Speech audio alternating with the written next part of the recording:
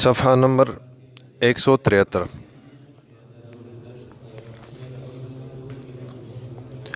مرید کے لیے نکاح کرنا بہتر ہے یا نکاح نہ کرنا بہتر ہے؟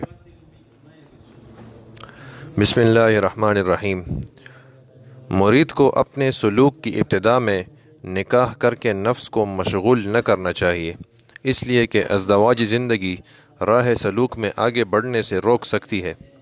آدمی نکاح کرے گا تو لامحالہ بیوی سے انسیت بھی ہوگی، اور جو شخص غیر اللہ سے مانوس ہوگا وہ اللہ سے مانوس نہیں ہو سکے گا، بلکہ جس قدر غیر اللہ سے قریب ہوگا اسی قدر اللہ تعالیٰ سے دور ہوگا۔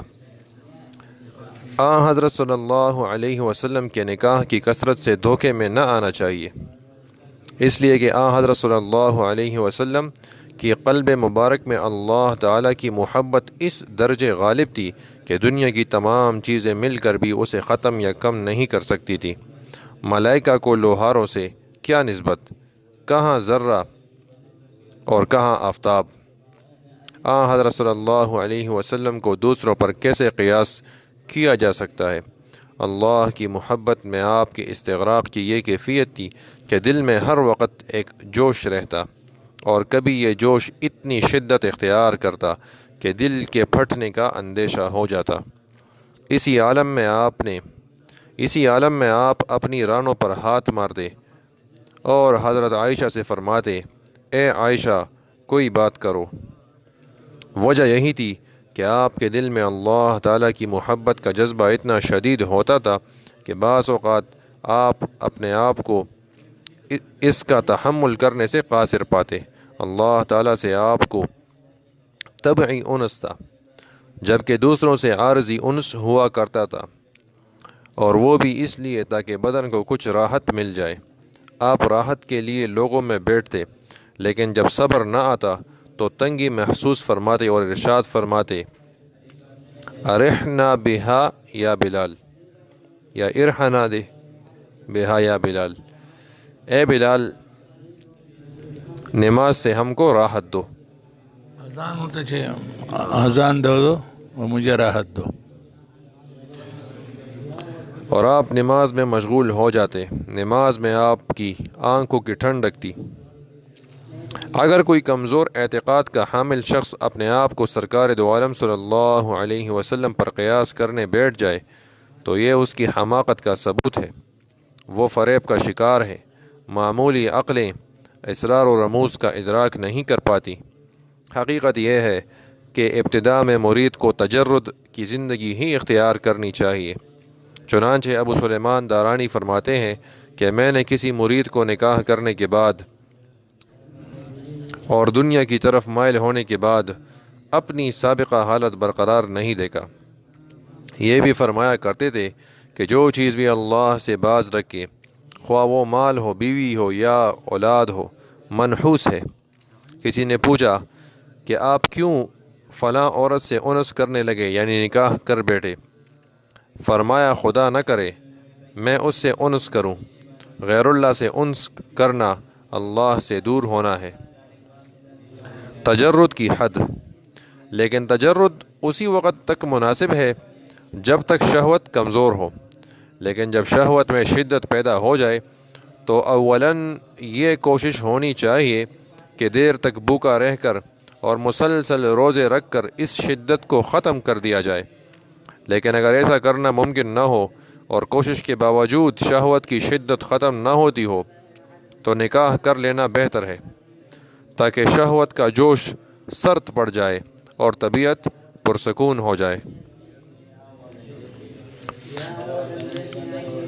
اور شہوت کی شدت کا معیار یہ ہے کہ آنکھ کو دیکھنے سے باز نہ رکھ سکتا ہو، اگرچہ شرمگاہ کی حفاظت پر قادر ہو، لیکن شہوت کی شدت کا معیار یہ ہے کہ آنکھ کو دیکھنے سے باز نہ رکھ سکتا ہو، اگرچہ شرمگاہ کی حفاظت پر قادر ہو، اس لیے کہ اگر آنکھ کو محفوظ نہ رکھ سکے گا تو فکر میں دل جمعی پیدا نہیں ہوگی۔ آنکھ کے مشاہدات دل کے تصورات اور خیالات کو درہم برہم کر دیں گے۔ پھر آنکھ کا دیکھنا بھی زنا ہے، اور صغیرہ گناہوں میں سر فہرست ہے۔ صغیرہ سے کبیرہ بھی ہو جاتا ہے۔ جو شخص اپنی آنکھ کی حفاظت نہ کر سکے وہ اپنے دین کی حفاظت کیا کرے گا؟ حضرت عیسیٰ علیہ السلام فرمایا کرتے تھے کہ دیکھنے سے بچو، اس سے دل میں شہوت کا بیج پڑتا ہے اور آدمی فتنے میں مبتلا ہو جاتا ہے۔ حضرت سعید بن جبیر فرماتے ہیں کہ حضرت داؤد علیہ السلام صرف نظر کے باعث فتنے میں مبتلا ہوئے، اسی لیے انہوں نے اپنے بیٹے حضرت سلیمان علیہ السلام کو یہ نصیحت فرمائی کہ اے بیٹے، شیر اور سانپ کے پیچھے چلے جانا لیکن عورت کے پیچھے مت چلنا۔ حضرت یحییٰ علیہ السلام سے کسی نے پوچھا کہ زنا کی ابتدا کیسے ہوتی ہے؟ فرمایا دیکھنے اور تمنا کرنے سے۔ فضیل فرماتے ہیں کہ شیطان نے دیکھنے کو اپنی پرانی کمان اور نہ خطا کرنے والا تیر قرار دیا۔ اس سلسلے میں رسول اللہ صلی اللہ علیہ وسلم کے کچھ ارشادات حسب ذیل ہیں۔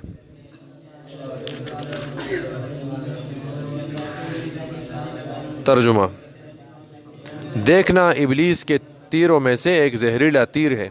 جو شخص خدا کے خوف سے نظر بازی ترک کرے گا اسے اللہ تعالیٰ ایسا ایمان عطا کرے گا جس کی حلاوت وہ اپنے دل میں محسوس کرے گا۔ ترجمہ: میں نے اپنے بعد مردوں کے لیے عورتوں سے زیادہ نقصان دہ کوئی فتنہ نہیں چھوڑا۔ بخاری و مسلم۔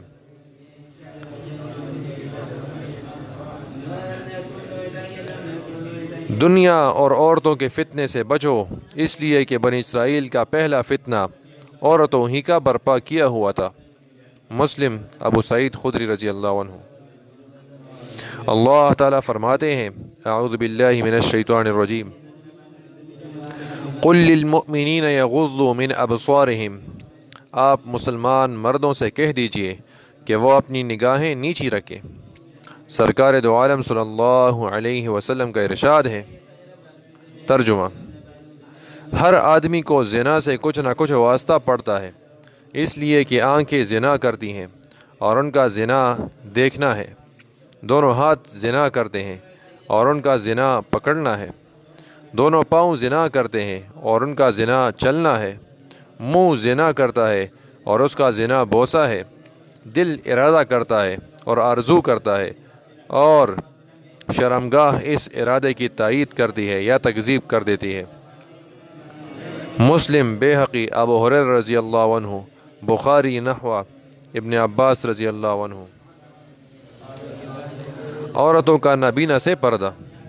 حضرت ام سلمہ رضی اللہ عنہا فرماتی ہیں کہ ایک مرتبہ ایک نابینا صحابی ابن ام مکتوم نے رسول اللہ صلی اللہ علیہ وسلم کی خدمت اقدس میں باریابی کی اجازت چاہی۔ اس وقت آپ کے پاس میں اور میمونہ بیٹھی ہوئی تھی۔ آپ نے فرمایا پردہ کرو۔ ہم نے عرض کیا یا رسول اللہ وہ تو نابینا ہیں۔ فرمایا اس سے کیا فرق پڑتا ہے، تم تو انہیں دیکھ سکتی ہو۔ ابو داؤد، نسائی، ترمذی۔ اس روایت سے ثابت ہوتا ہے کہ عورتوں کے لیے نابینا مردوں کے ساتھ بیٹھنا بھی جائز نہیں، جیسا کہ عام تقاریب میں اس طرح کا رواج ہے کہ نابینا مردوں سے عورتیں پردہ نہیں کرتی۔ اسی طرح نابینا کے لیے کسی عورت کے ساتھ خلوت میں رہنا بھی حرام ہے۔ عورتوں کو مردوں سے بات چیت کرنے اور انہیں دیکھنے کی اجازت محض ضرورت کی وجہ سے دی گئی ہے۔ بلا ضرورت کسی عورت کے لیے یہ بات جائز نہیں کہ وہ کسی مرد سے بولے یا اس پر نظر ڈالے۔ نوعمر لڑکوں سے دلچسپی۔ اگر کوئی مرید عورتوں کو دیکھنے سے اپنی آنکھوں کو محفوظ رکھنے پر قادر ہے لیکن نوعمر لڑکوں کی طرف دیکھنے سے آنکھوں کی حفاظت نہیں کر سکتا، اسے بھی نکاح کر لینا چاہیے، اس لیے کہ لڑکوں کا شر عورتوں کے شر سے زیادہ ہے۔ اس کی وجہ یہ ہے امام ابو حنیفہ رحمۃ اللہ علیہ با امام محمد ډېر لوی دغه د دوی چې د صاحبین ورته امام ابو یوسف امام محمد دوی ته چې به سبق خو یا دغه نو دی به د دجیره لا نه ورغلی نو دی به شاته ټینو او حضرت تانوی رحمت الله علیه چې خانټاج دی خانټاج سره مدرسه مو نو هغه محتمم یا استاد ته به ویلو چې چرته زه خانټاج یم او سوال جوابي نو د مدرسې الټ ما څخه مرالی دی ما ته په خپل نفس باندې سوال جواب لټنه ټلیفون دغه موبایل خو هغه وخونه چې حضرت ته دا شی اوسئ یا راړئ یا دا تپوس ته وکړئ نو هغه استاد ته دا ویلو چې الټ به ما څخه نه رالی دی ما له په خپل نفس باندې اعتبار نشته.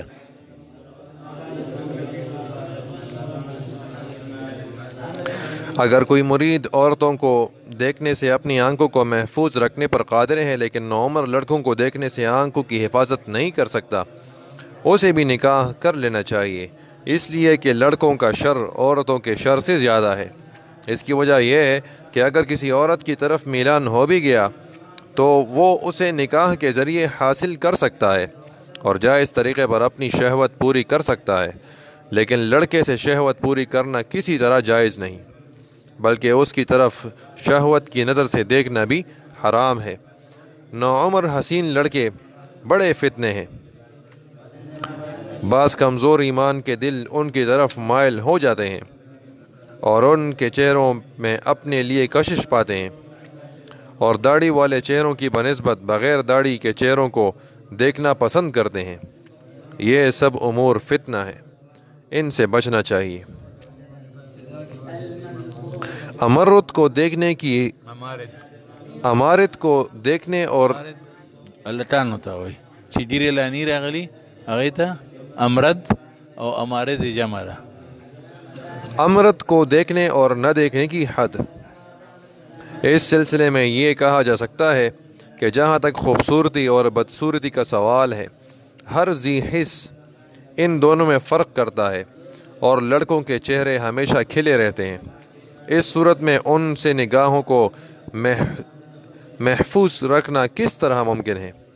اس کا جواب یہ ہے کہ تمیز سے ہمارا مقصد صرف آنکھ کی تمیز نہیں ہے، بلکہ حسین اور قبیح چہروں کے درمیان تمیز کا عمل ایسا ہونا چاہیے جیسے کوئی شخص سرسبز درخت اور خزاں رسیدہ درخت میں یا صاف پانی اور گدلے پانی میں یا پھولوں سے بوجھل ٹہنی اور پتیوں سے آری شاخ میں فرق کرتا ہے۔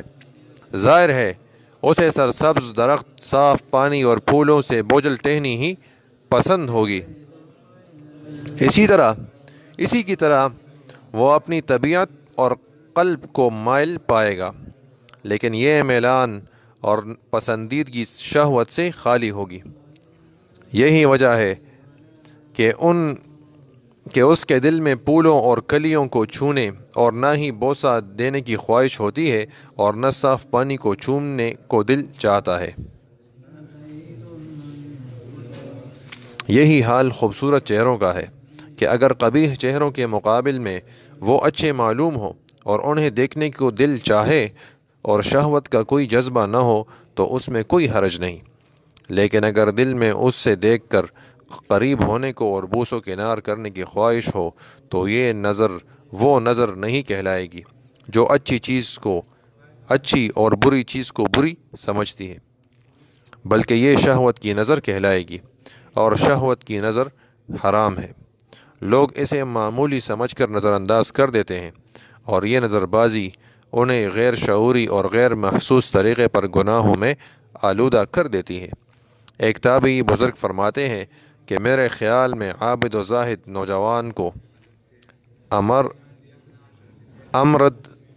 امرت کی ہم نشینی سے جتنا نقصان پہنچ سکتا ہے اتنا نقصان درندے سے بھی نہیں پہنچ سکتا۔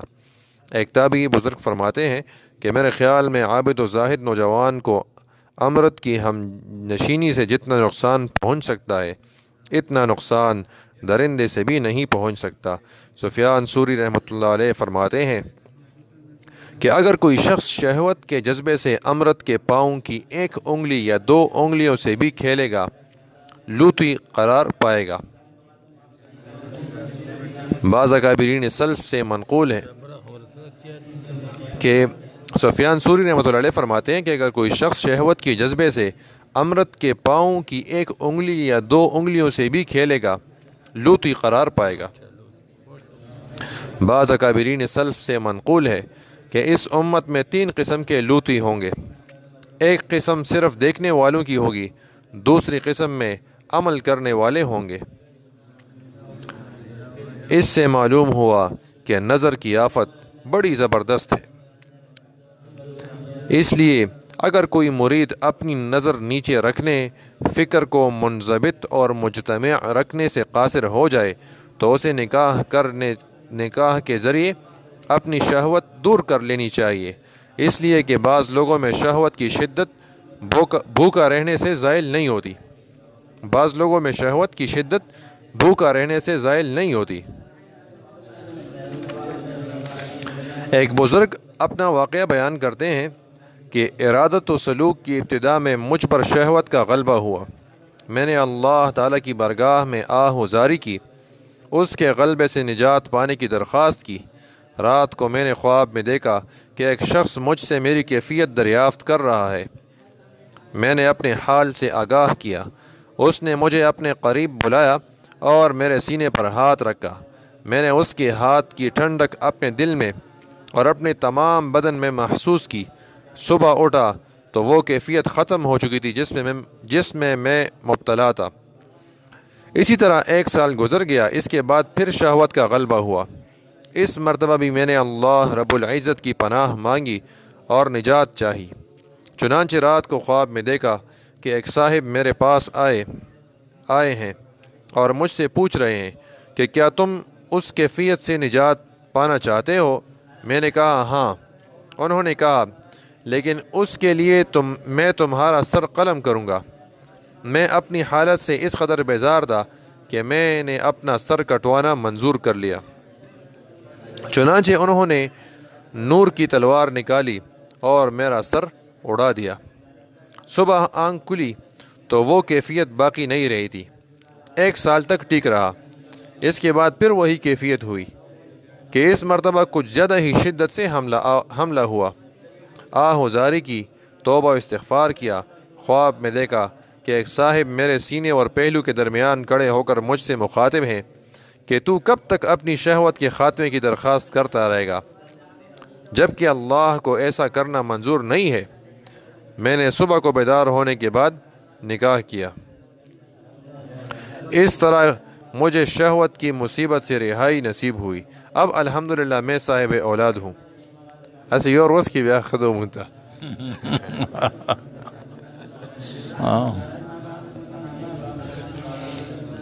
اوس ته مونږ لوی د رسم و رواج د سیزونو واقعي ده سعودي کې اوس هم ډېر اسانه 3-4 چا دي، یو والا سره خان دي.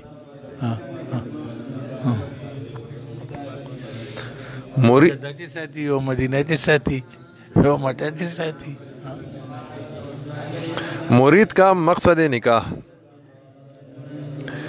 مرید نکاح بھی کرے تو اس کے پیش نظر ارادت ضروری ہونی چاہیے، یعنی نکاح کی نیت اچھی ہو، اچھے اخلاق اور اچھا کردار پیش نظر ہو، اور نکاح کرنے کے بعد واجب حقوق کی ادائیگی کا عزم ہو اور اس عزم کو عملی جامہ بھی پہناتا ہو۔ کتاب النکاح میں ہم نکاح کے مقاصد پر روشنی ڈال چکے ہیں، یہاں اعادے کی ضرورت نہیں ہے۔ ارادہ نیت میں سچا ہونے کی علامت یہ ہے کہ کسی دیندار اور غریب عورت سے شادی کرے، مالدار عورت کا خواہش مند نہ ہو۔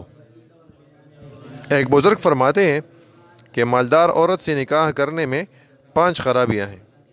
اول، مہر کی زیادتی، دوم، رخصت میں تاخیر، سوم، خدمت سے اعراض، چہارم، اخراجات کی کثرت، پنجم، اگر طلاق دینا چاہے تو مال کی حرص مانع ہے۔ مفلس عورت میں ان میں سے کوئی خرابی نہیں پائی جاتی۔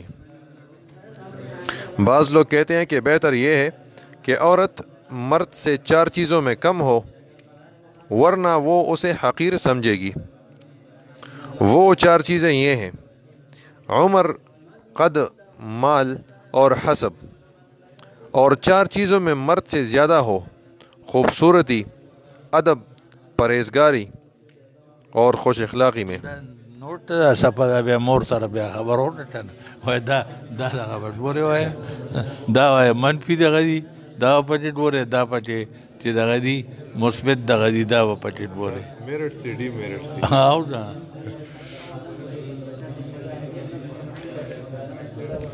ایسے نہ جو الٹا لگا ہوتی. بعض لوگ کہتے ہیں کہ بہتر یہ ہے کہ عورت مرد سے 4 چیزوں میں کم ہو ورنہ وہ اسے حقیر سمجھے گی. وہ 4 چیزیں یہ ہیں: عمر، قد، مال اور حسب. اور 4 چیزوں میں مرد سے زیادہ ہو: خوبصورتی، ادب، پرہیزگاری اور خوش اخلاقی میں. نکاح کو قائم دائم رکھنے میں صدق ارادہ کی علامت خوش خلقی ہی ہے. ایک مرید نے نکاح کیا اور اپنی بیوی کی اس قدر خدمت کی کہ وہ خود شرمسار ہو گئی اور اپنے والد سے بطور شکایت کہنے لگی کہ میں اس شخص کے بارے میں انتہائی حیرت زدہ ہوں. مجھے اس کے گھر میں رہتے ہوئے اتنے برس گزر گئے، لیکن اس عرصے میں نے جب بھی بیت الخلاء جانے کا ارادہ کیا اس نے مجھ سے پہلے وہاں پانی پہنچانے کی کوشش کی.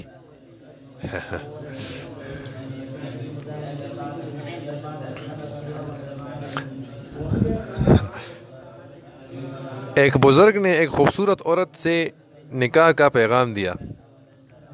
جب شادی کے دن قریب آئے اس عورت کی چیچک نکل آئی اور اس کا چہرہ بدنما ہو گیا. عورت کے والدین اور گھر والے اس خیال سے بہت پریشان ہوئے کہ اب ان کی بیٹی ناپسند کر دی جائے گی اور یہ شادی نہ ہو سکے گی. ان بزرگ کو اس بیماری کی اطلاع ملی تو انہوں نے آنکھوں کی بیماری کا بہانہ کیا اور جان بوجھ کر اندھے بن گئے. شادی ہوئی. وہ مرد خدا 20 برس تک نابینا رہے. 20 برس کے بعد جب اپنی بیوی کا انتقال ہوا تو آنکھیں کھول دی. دوستوں اور پڑوسیوں نے حیرت ظاہر کی اور پوچھا اتنے عرصے تک کس لیے اندھے بنے رہے؟ جواب دیا اس لیے تاکہ میری بیوی کے گھر والے پریشان نہ ہوں اور انہیں یہ خیال تکلیف نہ دے کہ میں بیوی کا بدنما چہرہ دیکھ کر اسے طلاق دے دوں گا. لوگ اس جواب سے حیرت زدہ رہ گئے اور کہنے لگے کہ اب ایسے لوگ کہاں، یہ تو پچھلے لوگوں کا اخلاق تھا.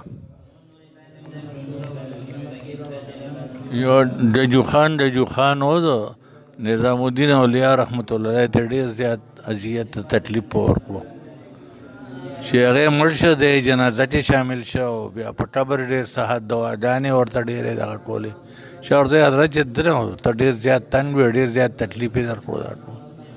نو هغه وایي چې تا ته څوک ازغي واچوي تو ورته ازغي واچوي نو ټوله لار به ازغي شي. تا ته څوک ازغي واچوي تو ورته ډولونه واچو نو لږ ازغي به ټمي دغه هغه د هغه عمل و دا د ما عمل اخلاق پورے کنو.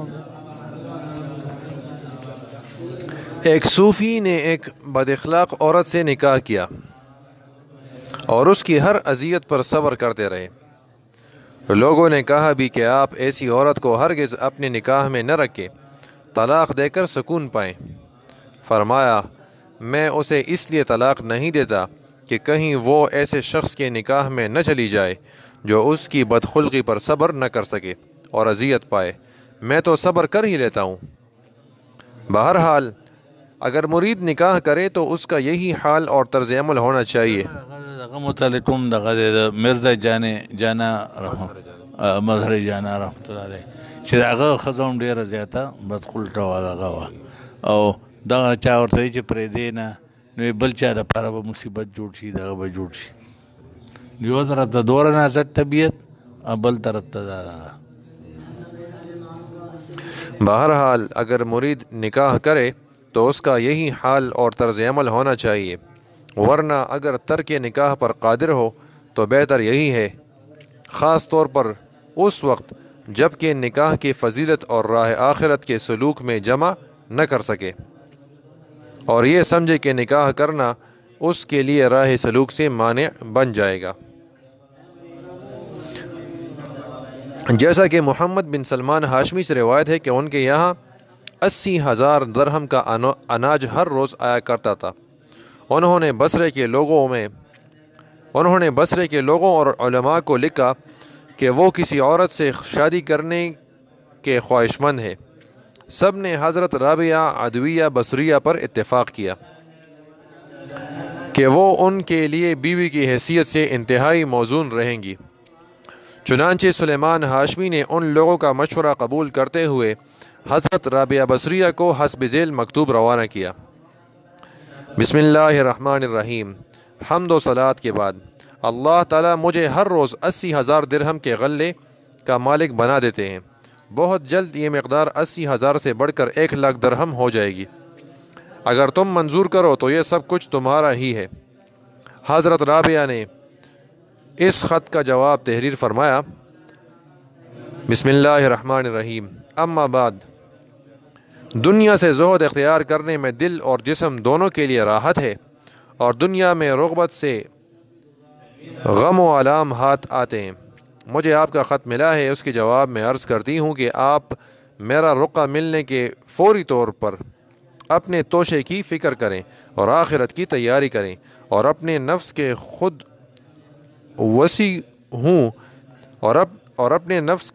وسیع ہوں تاکہ دوسروں کو میراث تقسیم کرنے میں وسیع کی ضرورت پیش نہ آئے۔ تمام عمر روزہ رکھیے، موت کے وقت افطار کیجیے۔ جہاں تک میری کیفیت ہے وہ یہ ہے کہ اللہ تعالیٰ نے آپ کو جس قدر مال عطا کیا ہے، اگر اس سے 1000 گنا زیادہ بھی مجھے میسر ہو تو میں خوش نہ ہوں، کیونکہ مجھے یہ منظور نہیں کہ میں ایک لمحے کے لیے بھی اللہ تعالیٰ سے غافل ہوں۔ اس خط میں اسی حقیقت کی طرف اشارہ کیا گیا ہے کہ اللہ تعالیٰ سے مشغول کرنے والی ہر چیز خسارہ کا باعث ہے۔ اس لیے مرید کو اپنے حال اور کیفیت قلب کو پیش نظر رکھنا چاہیے۔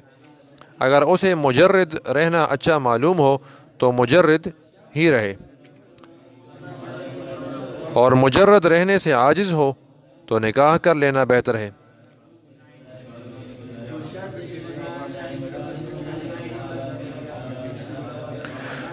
نکاح کی خواہش کا علاج۔ نکاح کی خواہش مرید کے لیے مرض ہے، اور اس مرض کے 3 علاج ہیں: بھوکا رہنا، نگاہیں نیچی رکھنا، اور کسی ایسے کام میں مشغول ہونا جو قلب پر غالب آ جائے اور اس کی موجودگی میں کوئی دوسری خواہش پیدا نہ ہو۔ اگر ان تینوں دواؤں سے کام نہ چلے تو سمجھو کہ مرض نکاح ہی سے دور ہو سکتا ہے۔ یہی وجہ ہے کہ اکابرین سلف نکاح میں عجلت کرتے اور اپنی لڑکیوں کی شادی جلد سے جلد کرنے کی کوشش کرتے۔ حضرت سعید بن مسیب فرماتے ہیں کہ شیطان کسی شخص سے مایوس نہیں ہوا، اور اگر کوئی ایسا سخت جان ملا بھی تو اسے عورتوں کا جال پھینک کر مغلوب کر دیا۔ حضرت سعید بن مسیب کی عمر جس وقت 84 برس کی ہو گئی، ایک آنکھ کی بینائی باقی نہ رہی اور دوسری آنکھ کو بھی رتوندے کی شکایت لاحق ہو گئی، اس وقت بھی یہی کہا کرتے تھے کہ مجھے سب سے زیادہ خطرہ عورتوں سے ہے۔ عبداللہ بن وداع کہتے ہیں کہ میں حضرت سعید بن مسیب کی خدمت میں حاضری دیا کرتا تھا۔ چند روز اس معمول میں فرق آیا۔ اس غیر حاضری کے بعد مجلس میں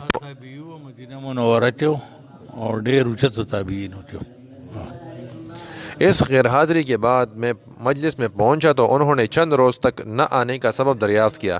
میں نے عرض کیا کہ میری بیوی کا انتقال ہو گیا تھا، اس لیے نہ آ سکا۔ فرمایا تم نے ہمیں اطلاع نہ دی کہ ہم بھی تعزیت کے لیے آتے۔ اٹھنے کا ارادہ کیا تو فرمانے لگے، کیا دوسری بیوی آ گئی ہے کہ اتنی جلدی جانا چاہتے ہو؟ میں نے عرض کیا، حضرت میں غریب آدمی ہوں، مجھے کون اپنی بیٹی دے گا؟ فرمایا میں دوں گا۔ میں نے حیرت سے کہا، آپ دیں گے؟ فرمایا ہاں، کیا میں جھوٹ کہتا ہوں؟ اسی وقت خطبہ پڑھا اور 2-3 درہم مہر اپنی بیٹی کا نکاح مجھ سے کر دیا۔ میں مجلس سے اپنے گھر پہنچا، چراغ جلایا اور سوچنے لگا کہ نکاح تو ہو گیا، اب کس سے مانگوں، کس سے قرض ادھار لوں؟ مغرب کی نماز پڑھی، پھر گھر واپس ہوا۔ اس دن میرا روزہ بھی تھا۔ گھر میں اس وقت تیل روٹی موجود تھی، وہی لے کر بیٹھ گیا۔ اسی وقت دروازے پر دستک ہوئی۔ میں نے پوچھا کون ہے؟ جواب آیا سعید۔ میں سوچنے لگا یہ کون سعید ہو سکتے ہیں؟ مجھے سعید بن مسیب کا خیال بھی نہ آیا، اس لیے کہ انہوں نے 20 سال سے مسجد کے علاوہ کہیں آنا جانا ترک کر رکھا تھا۔ دروازہ کھول کر دیکھا تو سعید بن مسیب کھڑے ہوئے تھے۔ میں نے سوچا شاید آپ کسی ضرورت سے تشریف لائے ہوں۔ عرض کیا کہ آپ نے مجھے کیوں نہ بلایا؟ فرمایا میں نے آج اپنی بیٹی سے تمہارا نکاح کیا ہے، اس لیے مجھے یہ اچھا معلوم نہ ہوا کہ تم تنہا رات گزارو، میں تمہاری بیوی کو لے کر آیا ہوں۔ دیکھا تو ایک عورت آپ کے پیچھے کھڑی ہوئی تھی، آپ نے اس کا ہاتھ پکڑ کر دروازے کے اندر داخل کیا۔ وہ شرم کی وجہ سے اپنے اوپر قابو نہ رکھ سکی اور گر پڑی۔ میں نے اسے اٹھایا اور اچھی طرح دروازہ بند کیا۔ چراغ کے پاس روٹی رکھی ہوئی تھی، اسے اندھیرے میں رکھا تاکہ بیوی کی نظر نہ پڑے۔ اب فکر ہوئی کیا کروں؟ گھر کی چھت پر چڑھا اور محلے والوں کو آوازیں دے کر جمع کیا۔ جب وہ سب آ گئے تو میں نے ان سے کہا کہ آج سعید بن مسیب نے اپنی بیٹی مجھ سے منسوب کر دی ہے۔ انہوں نے حیرت سے پوچھا کیا تمہاری بیوی گھر میں موجود ہے؟ میں نے کہا ہاں۔ محلے کی عورتیں یہ سن کر میرے گھر آ گئیں۔ اتنے میں میری والدہ کو بھی پتہ چل گیا، وہ بھی آئیں اور دیکھا کہ وہ ایک حسین و جمیل لڑکی ہے، قرآن پاک کی حافظہ ہے، دینی مسائل کا بہترین علم رکھتی ہے اور شوہر کے حقوق سے خوب واقف ہے۔ 1 مہینے کے بعد میں نے حاضری دی۔ وہ اس وقت باہر مجلس میں تھے۔ میں نے سلام کیا، انہوں نے میرے سلام کا جواب دیا اور کوئی بات نہیں کی۔ جب سب لوگ چلے گئے تو مجھ سے دریافت کیا کہ اس انسان یعنی بیوی کا کیا حال ہے؟ میں نے عرض کیا الحمدللہ سب ٹھیک ہے۔ اس کا حال ایسا ہے کہ دوست خوش ہوں اور دشمن حسد کریں۔ فرمایا اگر کوئی ناگوار بات پیش آئے تو ڈنڈے سے خبر لینا۔ جب میں گھر واپس آیا تو انہوں نے 20,000 درہم مجھے بھجوائے۔ عبداللہ کہتے ہیں کہ یہ لڑکی جو حضرت سعید بن مسیب نے میرے نکاح میں دی تھی وہی تھی جس سے عبد الملک بن مروان نے اپنے ولی عہد بیٹے ولید کے لیے پیغام دیا تھا اور آپ نے یہ پیغام مسترد کر دیا تھا، اور جس کی سزا آپ کو یہ ملی تھی کہ ایک مرتبہ عبد الملک نے کسی ناکردہ گناہ کو وجہ قرار دے کر سردی کے موسم میں 100 کوڑے لگوائے تھے۔ ٹھنڈے پانی کا گڑھا ان کے جسم پر ڈالا تھا اور ململ کا کرتا پہنایا تھا۔ حضرت سعید بن مسیب کا شب زفاف میں لڑکی کو پہچانے میں جلدی کرنا کمال احتیاط اور دینداری کی دلیل ہے۔ اس سے سمجھ میں آتا ہے کہ شہوت کی مصیبت بڑی ہے اور اس کی آگ کو نکاح کے ذریعے ٹھنڈا ہی کرنے میں عافیت ہے۔ حسین احمد مدنی رحمۃ اللہ علیہ دوه درې نیټاونه تړو، یو خدا سے و چې په درې مرزه تړو، نو چې سوټ پر اتلل نو خلکو به وایي چې یا حضرت تعزیت کو مبارکي درکو. بس دا هو اسد مدنی رحمۃ اللہ علیہ چې دا بل او اسجد مدنی او ارشد مدنی دین علاوه جوړ د ما په خیال یو نکاح بل چې دریو د څلور خدا په یو ځل نو لټه بمړ شو نو بلا بیا بلا داسې